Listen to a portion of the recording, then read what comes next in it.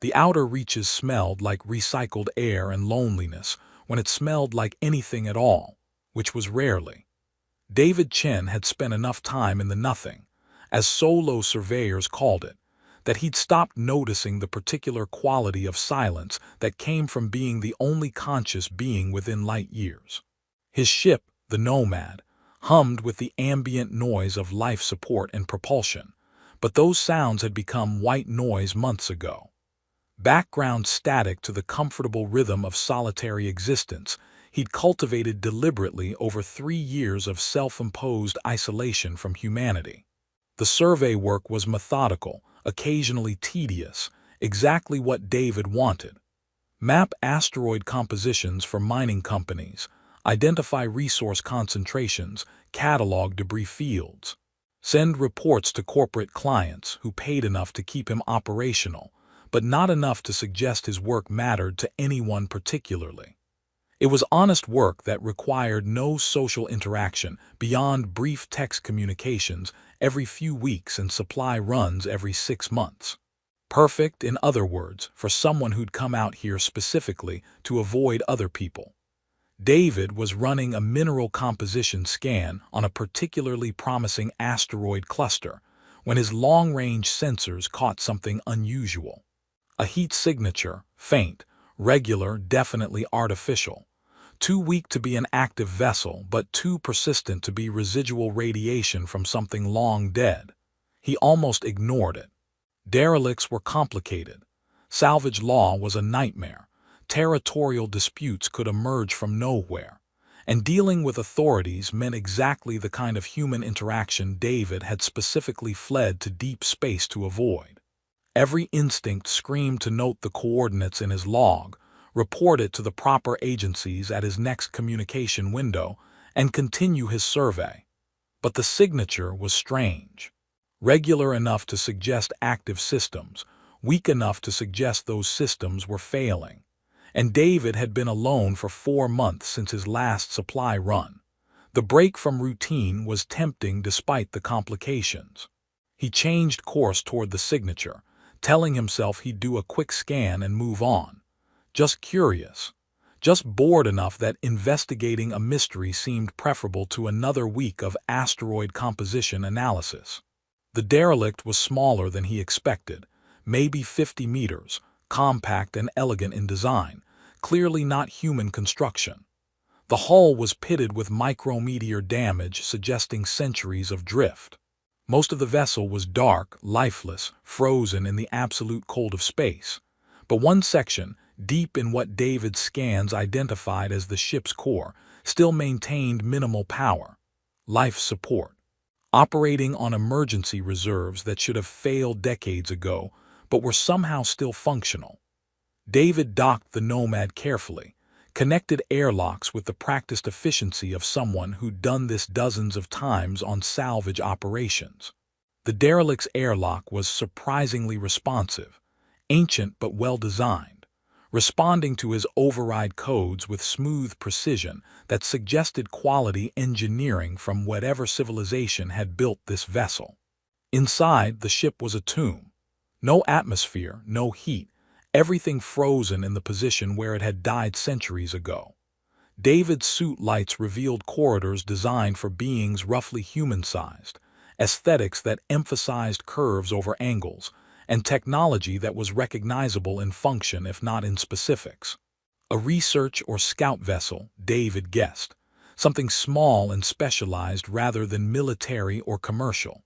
He followed power traces through dark corridors, his own breathing loud in his helmet, until he reached the core chamber where minimal power still flowed. The door was sealed, but his tools convinced it to open after several minutes of work. Inside was a cryogenic pod. David had seen cryo units before, human designs, utilitarian and practical. This was different. Beautiful in a way that suggested culture and artistry even in medical equipment. The pod itself was translucent, allowing him to see the occupant clearly. A woman. Alien but humanoid enough that David's pattern recognition immediately classified her as female despite clear differences from human anatomy. Her ears were long and tapered, rising from her skull in elegant points. Her skin had subtle bioluminescent patterns visible even through the frost, faint traces of light suggesting systems still marginally functional. Her face was peaceful, arranged in the stillness of suspended animation, beautiful in ways David's lonely brain latched onto before his professional detachment could stop it. The pod's interface was partially functional, displaying information in a script David's translator struggled with. But numbers were universal. The chronometer showing how long she'd been in stasis made David's breath catch. 400 years, give or take a decade, and the power reserves showing days, maybe hours remaining before total failure. David stood there in the frozen chamber, staring at a woman who'd been sleeping for centuries and made calculations he didn't want to make. If he left her, she'd die when the power failed, probably within his lifetime if he stayed to watch. If he took her, he was committing to complications he'd specifically avoided by choosing solitary survey work. Legal questions about salvage and rescue, practical concerns about resources aboard a ship designed for one person, the end of his comfortable isolation. His suit comm recorded his log entry. Derelict vessel of unknown origin, approximately 400 years adrift based on available data. Single functional cryo unit with occupant, power reserves critical. Initiating rescue protocols. But even as he said it, part of him wondered if this was rescue or just inability to let someone die when he could prevent it. But David had come to deep space to avoid people, not to watch them freeze to death in ancient ships. He worked carefully, disconnecting the cryo unit from its failing power source and rigging it to portable battery packs he'd brought from the Nomad. The pod was designed to be mobile, emergency evacuation equipment, he guessed. Getting it through the derelict's corridors and into his ship took 2 hours of careful maneuvering and probably violated multiple salvage protocols he couldn't be bothered to remember. Once aboard the Nomad, David connected the pod to his ship's more robust power systems and began the delicate process of reviewing wake-up protocols. The pod's interface was more helpful now that it had real power, displaying medical data and resurrection procedures in languages his translator could work with. What he learned was concerning. The woman species identified as Urethani had been placed in medical stasis following trauma. The notes suggested this was meant to be temporary. Stabilize her injuries, wait for rescue, maybe a few weeks in suspension while repairs were made to her vessel. Not centuries. The stasis system was designed to preserve biological function, but extended use beyond design parameters meant. David wasn't sure what it meant. The medical files were incomplete. There was one detail that made his skin crawl. Urethani's stasis preserved consciousness. She hadn't been asleep for 400 years. She'd been aware. Trapped in her own frozen body, unable to move or speak or do anything but think, for centuries. David stared at that information for several long minutes, trying to comprehend that kind of isolation and failing completely. Then he initiated the wake-up sequence because the alternative was leaving her in that nightmare indefinitely. The process was gradual, carefully raising body temperature, stimulating biological systems back to function, monitoring for complications. David watched medical readouts he only partially understood and hoped he wasn't making catastrophic mistakes. The pod's automation handled most of it, built-in protocols from a civilization that understood their own biology better than David ever could. 4 hours after initiation, the pod opened with a hiss of equalizing pressure. The woman inside gasped, a desperate, drowning sound, and her eyes snapped open with the terror of someone who'd been buried alive. Those eyes fixed on David immediately, with an intensity that made every hair on his body stand up. Not quite human eyes. The irises were too large. The colors shifted subtly as he watched, but expressive in ways that crossed species barriers. Fear, confusion, desperate need. She tried to speak, but her voice was a rasp that suggested vocal cords unused for centuries. The translator caught fragments. "Real, not dream, please." "You're safe," David said, not knowing if it was true but needing to say something. "I found your ship. Your pod was failing. I brought you aboard my vessel. You're safe now." She stared at him like she was trying to verify his physical reality, her breathing rapid and shallow. Then she tried to move and immediately collapsed, her body not responding properly to commands after centuries of suspension. David caught her instinctively, felt ice-cold skin against his hands, and realized she was still hypothermic despite the pod's heating protocols. Her body temperature was rising but wasn't anywhere near normal yet. "You need warmth," David said, supporting her weight, "and probably about 100 other things I'm not qualified to provide, but warmth I can do." He carried her to his sleeping quarters, not far in a ship designed for solo operation, and grabbed his thermal sleeping bag from the locker. It was rated for extreme conditions, designed to preserve body heat in emergency situations. David wrapped her in it carefully, zipped it up, and hesitated about what to do next. The medical data had been clear. Gradual warming, avoiding thermal shock. The sleeping bag would help, but shared body heat would be more effective. David really didn't want to climb into a sleeping bag with an alien woman he just pulled from a cryopod, but her shivering was getting worse and her bioluminescent patterns, which he was beginning to recognize as emotional indicators, were flickering with distress. "This is going to be awkward," David said, more to himself than to her. "But you need warmth. I'm sorry if this crosses boundaries, but you're hypothermic and I don't have better options." He climbed into the sleeping bag with her, felt her ice-cold body pressed against his, and tried not to think about how completely this situation violated every principle of solitary existence he'd come to deep space to maintain. Her shivering gradually lessened as his body heat transferred to her. Her breathing steadied. The bioluminescent patterns on her skin shifted from distressed flickering to something more regular, pulsing in time with her heartbeat. And then David felt something he'd never experienced before, a presence in his mind that wasn't his own. Not thoughts exactly, but awareness, emotion, a sense of someone else's consciousness brushing against his own.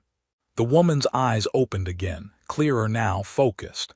She looked at David with recognition that seemed to go deeper than simple visual identification. "You're real," she whispered, her voice still rough but functional. "Not another hallucination. Not another dream in the endless isolation. Real." "Yes," David confirmed. "I'm real. You're aboard my ship. You're safe." Her hand moved, slowly, emerging from the sleeping bag to touch his face with fingers that were still cold but warming. The touch came with another surge of that presence in his mind, gratitude, relief, and underneath it something that felt like desperate possessive need. 400 years, she said, and tears tracked down her face. 400 years alone. Aware, unable to move, unable to speak, unable to do anything but exist in absolute isolation with nothing but my own thoughts for centuries. David felt his stomach drop. "You were conscious the entire time." Arathani stasis preserves consciousness. It's designed for short-term use, injuries, medical crises, temporary suspension. Not centuries, not. Her voice broke. Not 400 years of being trapped inside my own frozen body, thinking the same thoughts over and over, remembering everything, analyzing everything, going slowly insane from isolation and boredom, and the absolute inability to interact with anything or anyone. She pressed closer to David, and that mental presence intensified. "You're the first mind I've touched besides my own in 400 years, the first consciousness. Do you understand what that means? What you are to me?" David didn't understand, not really, but the desperate intensity in her expression, and in that strange mental presence, suggested he'd just become something very important to someone who'd experienced a kind of isolation he couldn't begin to comprehend. "What's your name?" he asked, trying to ground the conversation in something practical. "Lyris." She said it like reclaiming an identity she'd almost forgotten. "My name is Lyris, And yours? David Chen. I'm a solo resource surveyor. This is my ship, the Nomad. We're about 3 weeks from the nearest station if you need medical attention or... No, the word came out sharp, panicked. No stations, no other people, not yet. I need to adjust. Need to remember how to be around consciousness that isn't my own. Need. She gripped his arm with surprising strength. Need you not to disappear.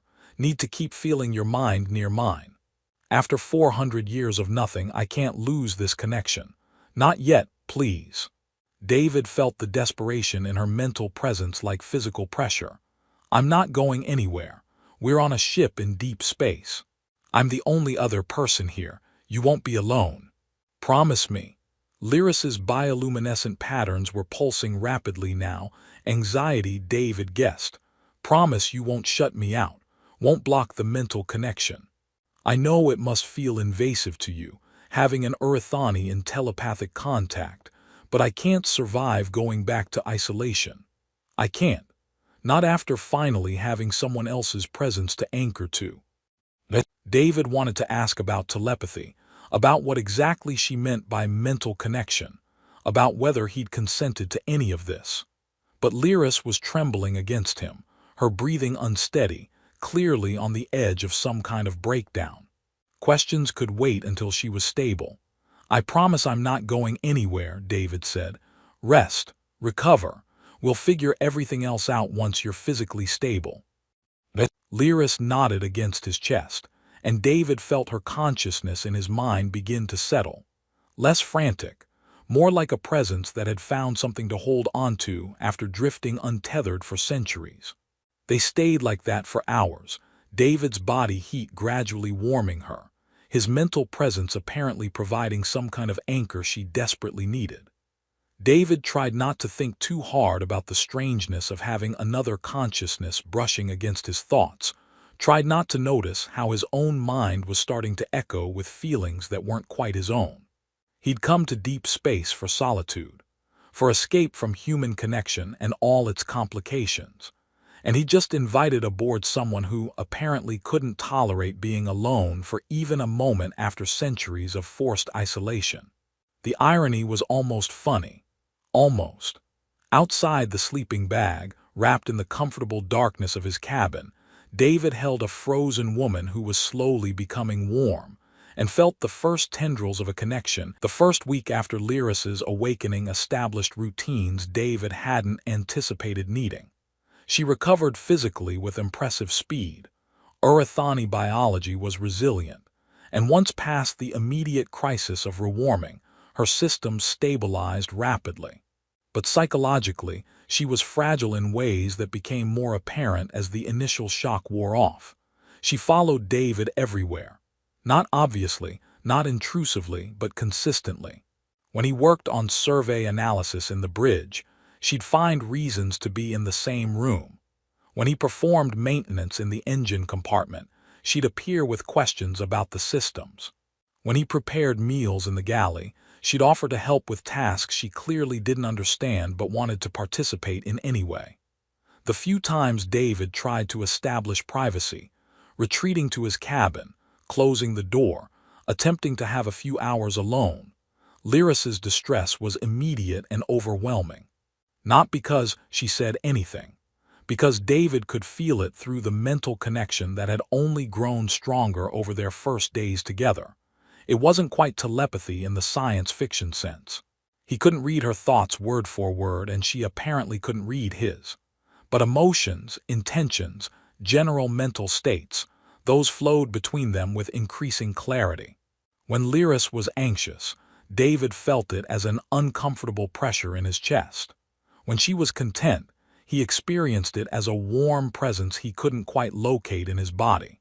And when she was distressed, when he created any distance between them, the panic that bled through their connection made it physically difficult for David to concentrate on anything else. I know this is difficult for you, Lyris said one evening, after David had attempted to spend an hour alone in his cabin, and lasted maybe 15 minutes before her rising panic drove him back to the common areas. I can feel your frustration, your need for solitude. It's one of the loudest patterns in your mind, this desire for isolation, for being alone with your thoughts. She looked at him with those two large eyes, her bioluminescent patterns cycling through apologetic blues and greens. But I can't give you that. Not yet. Maybe not ever. 400 years of complete isolation. It broke something in me, David. The thought of being alone again, even briefly, even knowing you're just in the next room. It triggers terror I can't control. David sat across from her in the galley, holding a cup of coffee that had gone cold while they talked. I understand trauma responses. I get that you need time to adjust. But Lyris, I can feel you in my head, constantly. I can't have private thoughts anymore.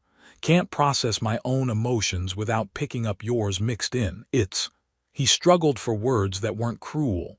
It's suffocating. I know. Lyris's voice was small. I can feel that too, your need for mental space, your frustration with the connection. But the bond we're forming isn't something I'm consciously creating. It's how Urethani process deep social connections. Prolonged proximity, especially with emotional significance, creates telepathic entanglement. Usually it's welcomed. Family bonds, partnerships, close friendships. But with your isolation preferences and my trauma response. She gestured helplessly. We're forming a bond neither of us is entirely comfortable with, but which my damaged mind needs to function, and which your mind is adapting to despite your wishes. Can it be controlled? David asked, limited. I'm not asking to cut you off completely, but some boundaries would help. Lyris was quiet for a long moment, and David felt her internal conflict through their connection, guilt warring with desperate need. Theoretically, yes. Urethani learned techniques for managing telepathic connections, creating privacy within bonds, maintaining individual identity while connected. But David, she looked at him with terrible honesty. I never learned those techniques properly. And right now, with my mental state, trying to limit our bond would probably trigger the isolation responses I'm barely keeping under control. Asking me to give you mental space is like asking someone who's drowning to stop gripping the rescue buoy. David wanted to be angry, wanted to insist she learn to cope, to give him the space he needed, to accept that his mental autonomy mattered. But he could feel her terror through their bond, raw and primal, the kind of fear that wasn't subject to logic or willpower. The fear of someone who'd experienced something unimaginable and couldn't survive experiencing it again. We need to find experts, David said finally. People who understand Urethani psychology, telepathic bonds, trauma recovery. Because this isn't sustainable, Lyris. I'm losing myself. I can't tell which thoughts are mine and which are responses to your emotions anymore. There's a xenopsychology research station about 3 weeks from here, Lyris said, and David felt her accessing memories of galactic geography, information 400 years out of date, but which his ship's computer could probably update. If it still exists, if they have anyone who understands Urethani bonding, she trailed off and David felt her fear that seeking help meant risking separation. We'll look into it, David said. But Lyris, we have to try something.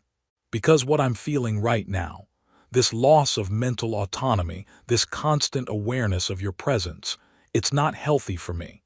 And I don't think it's healthy for you either, even if it feels necessary. Lyris nodded, but David felt her resistance through their bond, felt her possessive need for the connection, her terror of losing it, her determination to maintain their mental entanglement even if it damaged them both. He'd saved her from isolation, but he was beginning to understand that saving her had bound them together in ways he didn't fully consent to and wasn't sure he could escape. The second week brought new complications. David started dreaming Lyris's dreams, or more accurately, experiencing fragments of her memories during his sleep. He'd wake up with images in his head that weren't his. Urethani architecture, landscapes from a world he'd never visited, faces of people who'd been dead for centuries. Worse were the dreams of the stasis, endless awareness in frozen darkness, thoughts cycling through the same patterns for years, the slowly building madness of consciousness without stimulus. Those dreams left David gasping awake, Lyris's terror from 400 years ago bleeding into his own emotions until he couldn't distinguish her trauma from his reaction to it. "I'm sorry," Lyris said when he told her about it. "The bond is deepening. Memories bleed across strong telepathic connections. Usually it's gradual, controlled, something that happens over years of chosen partnership. But our bond is forming too fast, too intensely. My trauma and your compassion are accelerating the process.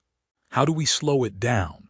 David asked, fighting the panic that was his own but felt amplified by Lyris's anxiety about his distress. "I don't know if we can. Not without severing the bond entirely, which would." Lyris didn't finish, but David felt her terror at the thought, felt his own strange reluctance too, which alarmed him because he couldn't tell if it was his genuine feeling or her emotional influence. By the third week, David had started thinking in patterns that weren't entirely his own. He'd catch himself having opinions about things he'd never cared about, color preferences influenced by Urethani aesthetics, food tastes that reflected Lyris's memories rather than his experience, emotional reactions to stimuli that made no sense for him, but perfect sense for someone who'd survived what she'd survived. His personality was being reshaped by proximity to hers, and the truly disturbing part was how normal it was starting to feel. When they reached the station, a research facility that had, remarkably, survived the 400 years since Lyris's time and even expanded, David requested an emergency appointment with their xenopsychology division. The wait was 2 days. During those days, David tried to maintain some distance from Lyris, to give himself mental space to prepare for what might be difficult conversations about their bond. The separation was agony for both of them. Lyris's panic bled through the connection constantly, making it almost impossible for David to concentrate on anything. But worse was his own distress, a growing feeling of wrongness, like a limb had been amputated, like part of himself was missing. When they were finally in the same room again, the relief was overwhelming and terrifying because David couldn't tell how much of it was his emotion and how much was Lyris's influencing him. Dr.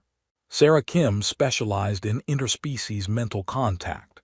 She was human, which David found oddly comforting, and she listened to their situation with the kind of professional concern that suggested she understood the gravity of what they were describing. "What you're describing is consistent with Urethani deep bond formation," Dr. Kim explained after conducting initial evaluations of them both. "It's a rare phenomenon even among Urethani, typically only occurs between individuals who deliberately choose life partnership, who undergo years of gradual bonding with full informed consent from both parties." She looked at David seriously. "The fact that this bond formed accidentally, through trauma response and forced proximity, without your explicit consent to telepathic entanglement, that's unprecedented in my experience, and deeply concerning from an autonomy perspective. Can it be reversed?" David asked, feeling Lyris's spike of terror through their connection at the question. "Can we establish boundaries without causing harm?" Dr. Kim was quiet for a long moment. "The honest answer is, I don't know. Deep bonds are incredibly resilient. They're meant to be permanent to survive separation and time, breaking one deliberately. There's very little research because it's so rarely attempted. The psychological cost would be significant for both parties." "What kind of cost?" Lyris asked, her voice small. "For you, Lyris, given your trauma history and the bond's role in stabilizing your psychological state, severing it could trigger catastrophic regression, potentially permanent psychological damage." Dr. Kim's expression was sympathetic but honest. "For David, the cost would be less severe but still significant. Cognitive dissonance, feeling of incompleteness, depression, anxiety. You've adapted to thinking as a bonded pair. Returning to singular consciousness would require relearning cognitive patterns you've already modified." She looked between them. "I'm not saying it's impossible, but it would require both of you to genuinely want separation despite the suffering it would cause. And frankly, David, I'm not sure you do want separation as much as you want agency. Those are related but different desires. David wanted to argue, to insist he absolutely wanted the bond severed, wanted his mental autonomy back. But he could feel Lyris's devastation through their connection, could feel his own reluctance that wasn't entirely influenced by her emotions, and realized Dr. Kim might be right. What are our options? David asked finally. Management techniques, ways to maintain individual identity within the bond, creating temporary privacy without triggering Lyris's isolation responses, learning to negotiate boundaries within permanent connection rather than trying to eliminate the connection itself. Dr. Kim pulled up therapeutic protocols. It's not perfect autonomy, but it might be livable compromise.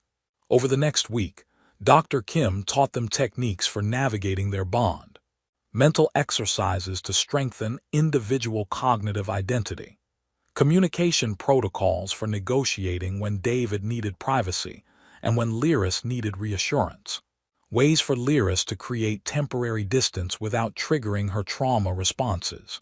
It helped.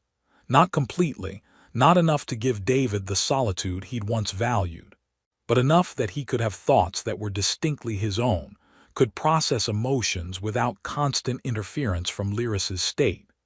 Enough that being bonded felt less like drowning and more like learning to swim with extra weight.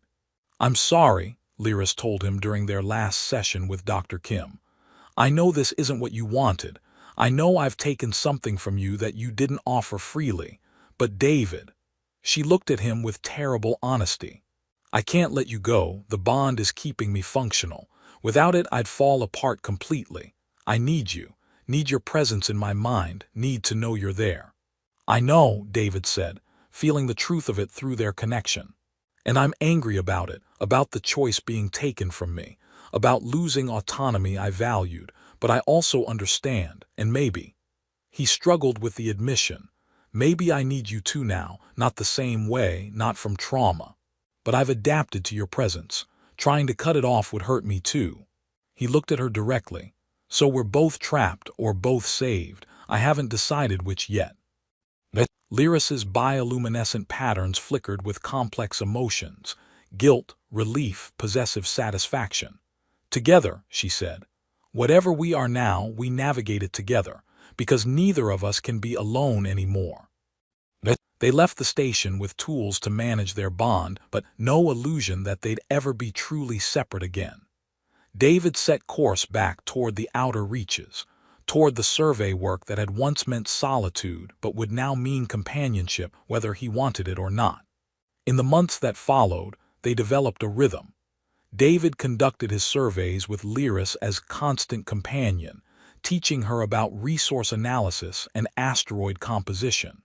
Lyris shared her xenoarchaeology knowledge, helping David see the debris fields they mapped as potential sources of ancient artifacts, not just mineral resources.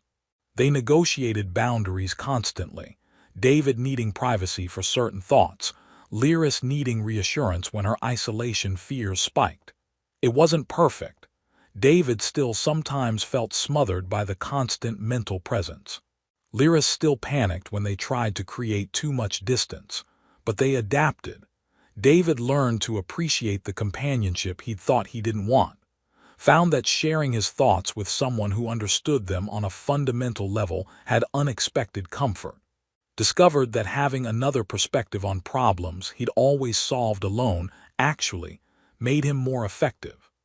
Lyris learned to give David small spaces of privacy, to recognize when her need for connection was overwhelming his capacity to provide it, to negotiate rather than simply clinging desperately. They became partners in ways neither had chosen, but both learned to navigate. One evening, 6 months after David had found Lyris frozen in her derelict ship, they sat together watching the stars through the observation port. Their minds were comfortably entangled, not invasive but present, each aware of the other's consciousness, thoughts flowing between them in familiar patterns. "Do you regret it?" Lyris asked quietly. Finding me, saving me, creating this bond we can't escape. David considered the question honestly. 6 months ago, he'd valued his isolation above almost everything, would have done anything to preserve the solitary existence he'd built in deep space. Now the thought of being truly alone, of severing the bond, of losing Lyris's presence from his mind, filled him with dread he couldn't entirely rationalize. "I regret losing the choice," David said finally. "Regret that the bond formed without full consent. Regret that I'll never have the complete autonomy I once valued." He paused.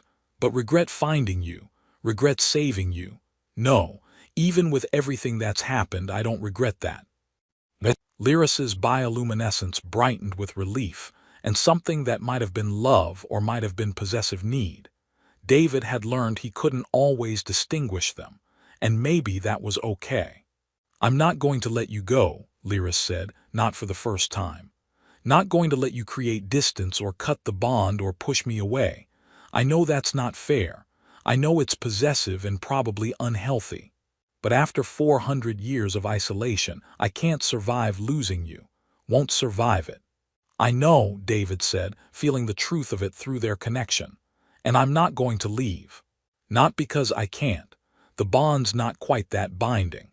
But because trying to leave would hurt both of us in ways neither of us would recover from."